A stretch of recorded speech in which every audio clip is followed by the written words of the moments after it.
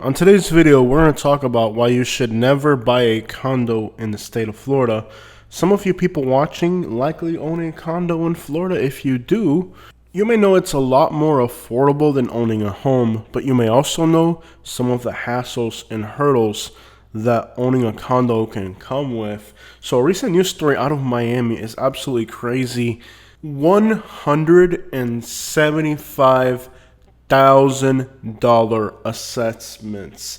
That is how much owners of a condominium complex in Miami or condo are having to come up with for an assessment. And while that sounds crazy, these type of things happen in Florida all the time.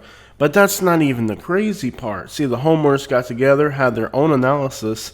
Well, their experts came to the conclusion that the real number was actually about half that. And that the company that the condominium complex was going to use to actually carry out the work was the sister company of the condominium complex. It means they themselves decided not only what they were going to do, how much it was going to cost, who was going to do the work.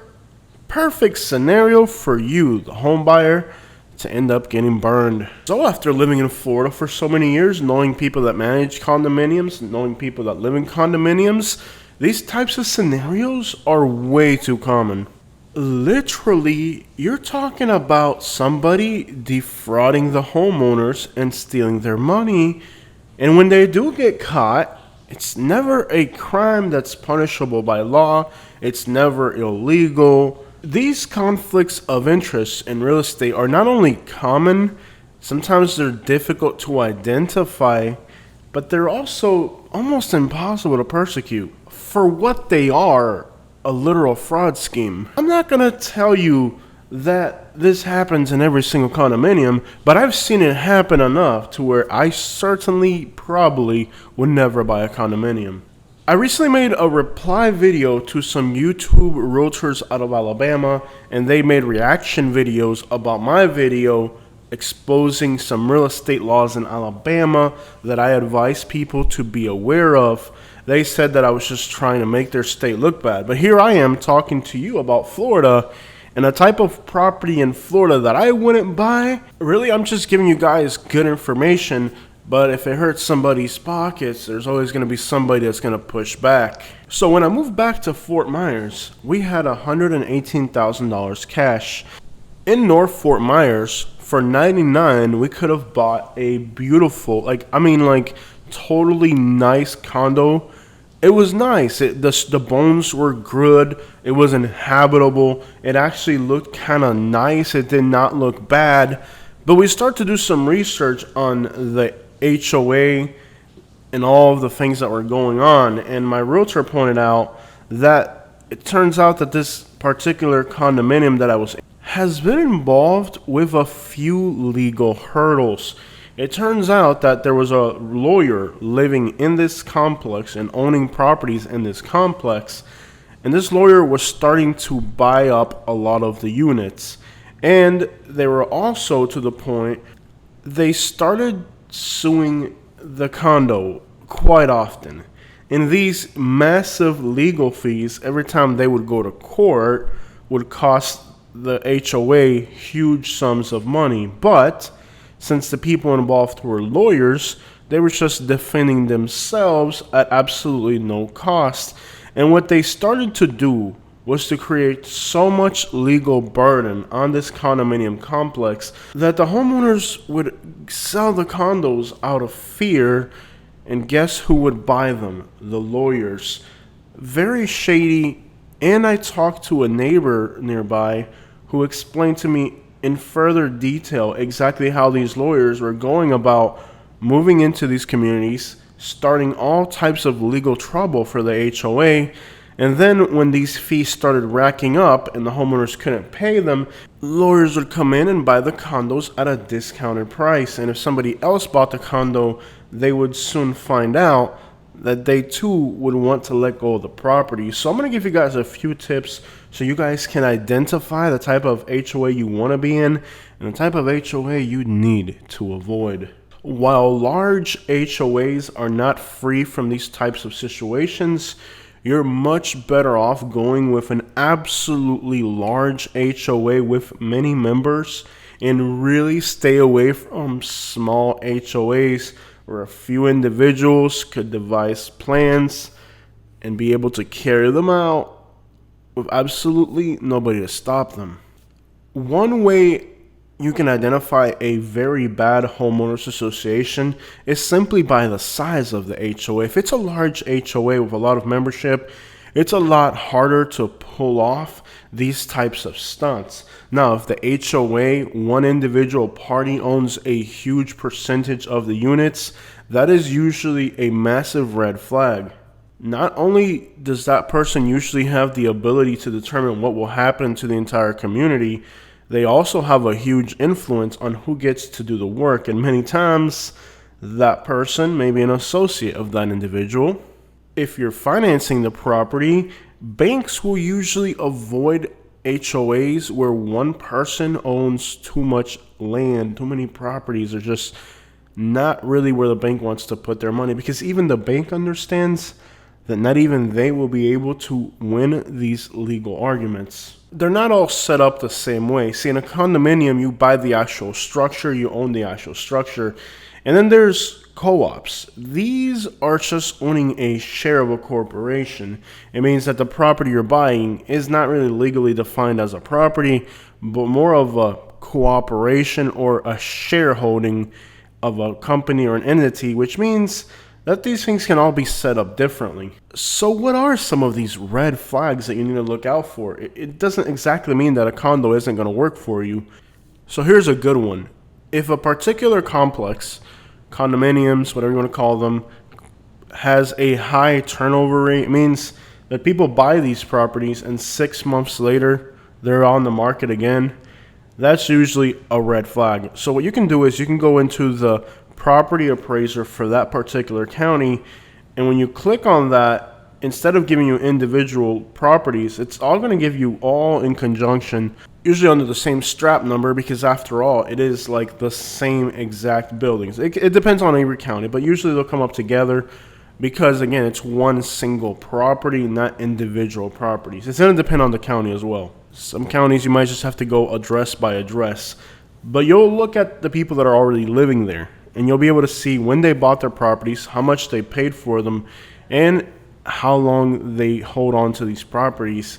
If you start to notice that the vast majority, let's say 70% of these people that are buying these condos are not holding on to them for more than 2 years, that's a huge red flag. If you notice there's a huge turnover of the vast majority of people, and then there's like a few people that have been there for a very long time, and they're the ones you're dealing with when you go in the HOA, that's probably a red flag. Now, if you start to see units that have been owned by the same people since like the 90s, the 2000s, and there's like a huge number of people who've just owned these things for a long time, that's a great indication. Now, here in Florida, the vast majority of these units are going to have a fairly fast turnover because people come to Florida and it's a very transient state. So there's going to be some type of turnover between how transient Florida is and how dumb some people are with their money. But you should find people that have been in that complex for a very long time, and that's a good indication. If you start to find many times in a cooperative, they may even need to approve the specific person that's going to buy it. And if they don't like who's buying, you're not going to be allowed to sell it to them. Another little thing that I have personally had a problem with is when I go into a condominium complex and everybody there is retired, they're going to have a lot of time on their hands. And if you're a working class person, I can guarantee you, if they're all retired and you're a normal working class person, a good possibility they're going to make your life miserable. We also looked into a complex in LaBelle, Florida. We actually signed a contract. In other words, we literally bought this thing, but the contract fell through because we backed out. We lost our deposit. Maybe I was wrong on this one looking back on it. The reason I backed out is because I started to realize that everybody living here was elderly, and they had lived there for a very long time. Some people have been there since the 90s. It looked like a really good deal. But then I started to think about how the fact that they're all elderly, They've all been in that community for a very long time. It doesn't have a high turnover, and we would not only be the only young people living in this complex, but we would be the only Hispanic people living in this complex. I found out that the guy that ran the HOA was from Alabama, and I had a lot of trouble in Alabama, and I just thought, you know what, I think I'm going to set myself up for a nightmare, because if they want to turn on you, they definitely can. Let's say you move into a complex and the people there at the HOA all of a sudden don't like you because you're younger than them or whatever. If they want to start to tell you that you got to fix stuff, you got to fix it. They can start giving you assessments on your property on things you have to fix on your particular unit. Other people may have a similar unit or a similar problem, and they won't make them have that assessment. They'll do it just to you because they'll say that you're having some type of negative effect on their community because of your maintenance. So sometimes when it comes to the maintenance of your particular unit, not only does the HOA or the condominium association or the co-op get to make calls on everything you do, a lot of times they can make you do things that they won't make other people do. So if they decide that they don't like you and they want to make your particular life miserable by making you do a bunch of stuff to your unit, at least the aesthetics of the exterior, for example, they can definitely have the power to make your life miserable. And with the type of idiots that move to Florida, that is exactly what they go on to do, because again, they're retired, they have nothing better to do with their time. I feel like by not buying these condos, I was saved from a huge headache. I've also seen communities where the person that takes over the HOA and becomes like the property manager can pretty much do whatever the crap they want. I've seen people come in and clean up communities and make them better. In reality, I've seen situations too where property managers are outright stealing boldly from these communities, and there's not really a good structure in place to be able to hold these people accountable legally for their thefts and fraudulent activities. It's looked at more as a civil dispute, even when there's evidence suggesting otherwise. For example, I live in an apartment complex now, and definitely there's people here who make calls for the residents, but they don't actually hold a share in the community. They're just employees that are looking out for the general well-being of the community, and they definitely have the right to expel you or cancel your contract or your lease. So when you're a homeowner, the process is a little different, and the methods they use to convince you to leave can sometimes be a little bit more than you'd want to deal with, especially if you've not done anything wrong and they just want you gone. Now that I think about it, these associations in Florida are almost exactly like the problem that I faced in Alabama with the real estate laws of that state. You have inadequate laws and people trying to exploit them. Whether it's for personal gain or because they dislike you, they're able to exploit the laws to ensure that you have to leave, or at bare minimum, to inconvenience you greatly. And again, the easiest HOAs and associations to exploit are the smaller ones. That means if you're buying a house and there's an HOA, but there's 250 other brand new houses, and everybody buying those houses are people just like you, you're probably not going to have these problems. But if there's like 14 or 16 or 20 units, and an investor is already buying these up every chance he gets, you could definitely run into some inconvenience. Does that mean you cannot buy a property if it's part of a small HOA or association? No, you could, but you have to do your research. You have to understand who the people that are living there are, what type of legal disputes they have, and a little known fact, once you're committed to buying a property, that means you sign a contract, you're in the legal process of buying this property, you have a few legal rights. One of them is that the property manager, the association, whoever it may be, has a legal obligation to disclose the finances of their community to you. And that's going to include everything they've spent money on, from repairs to legal fees. You're going to get to know exactly all of the financial information for this community. And you'll start to see things that are going to shock you, like $50,000 to change a door lock, $100,000 for a brass statue of the head of the HOA, $400,000 in upkeep, even though the place looks like a dump. And let me tell you, if you walk into a HOA and it's falling apart and you see maintenance issues, especially ones that look like they've been there for a while, you probably want to stay out of that. One of the preliminary things that you need to do right off the bat is to look into what type of assessments this community is logically going to need in the future.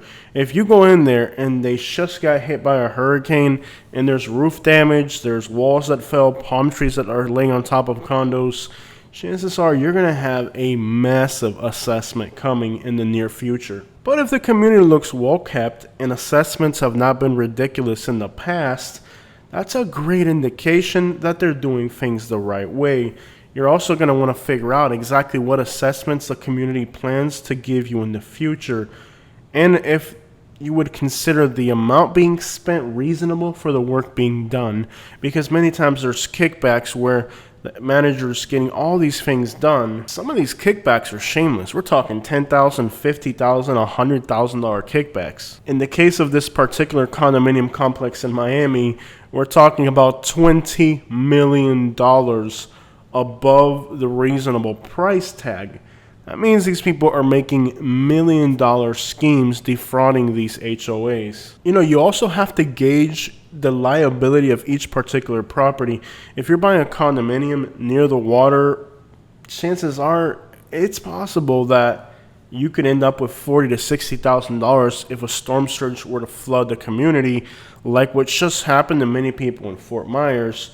Unfortunately, a huge percentage of those people don't have $40,000 or $60,000. You really have to gauge what the liability for an assessment is for each particular property. If they're small units and they're detached from each other and they're just not really expensive, it's inland, it's on high ground in Florida, perhaps the liability, like let's say a small HOA in LaBelle, or let's say even Sebring, Florida, far inland, there may be a lower liability for assessments. Now, if you're buying a condominium in North Fort Myers that's directly on the water, when a storm surge comes in, you're going to be out $40,000, $60,000, maybe even $80,000 in assessments. And a lot of times these communities are going to give you 6 months, 1 year, 2, 3 years, but eventually you're going to run out of time. If you're not able to come up with these assessments for repairs, you're likely going to end up going into foreclosure. At the end of the day, there's no real free living in America. Even if you own a property outright, which I've done many times, you still have to pay property taxes, you still have to protect the property, and you still have all types of liabilities of things that can happen to your property. Between these liabilities, upkeep, insurance, and property taxes, you're almost paying a little miniature mortgage even if you own a property outright. Add on top of that $300 or $400 for an HOA fee, and now you're looking at basically a miniature mortgage on a property that you technically own, but you technically don't. Real estate, whether paid off outright or within some type of HOA that's giving you a monthly fee, is a never-ending money pit. One of the things that I never got about condominiums is how you would buy something that you never really get to own, let alone the fact that a lot of these condominiums are people who are just not that committed to the properties, which means that there's people that are always going to be selling them. There's always been a huge volume of condominiums. Even when the real estate market hit a crunch, condominiums were plentiful in Florida because people just know to avoid these types of investments.